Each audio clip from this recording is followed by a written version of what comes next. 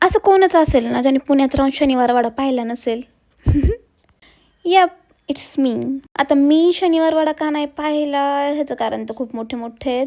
बहुतेक कारणच नाही आहे, पण मी शनिवार वाडा नाही पाहिला. पण मला पुण्यात मेट्रो पाहून खूप आनंद होतो. तर आजचा पूर्ण दिवस होता आशिष आणि डेअरीचा.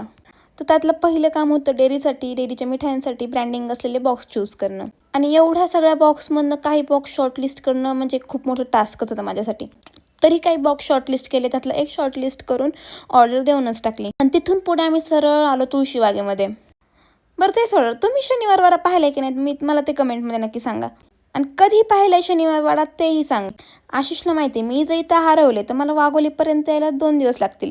जसं की मी म्हणलं आज डेअरीचा आणि आशिषचा दिवस होता, तर पहिलं काम तर आशिषचा फोनचं स्क्रीन गार्ड बदललं, नंतर त्याला शूज घेतले.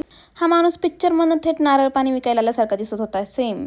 प्रत्येक पुणेकराची इच्छा असते की नवीन वर्षाच्या सुरुवातीला श्रीमंतांचं दर्शन व्हावं. माझं बाहेरनं का असताना पण खूप छान दर्शन झालं.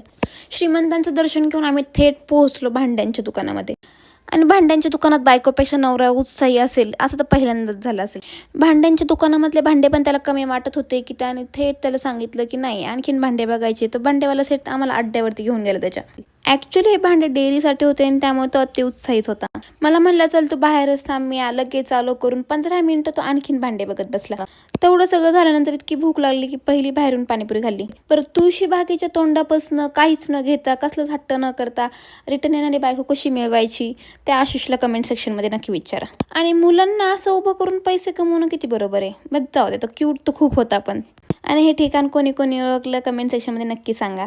आणि संध्याकाळी आम्ही घरी निघालो तर हा रिक्षावाला एक अँटिक रिक्षासोबत दिसला. आजसाठी एवढंच. व्लॉग आवडला असेल तर फॉलो नक्की करा. बाय.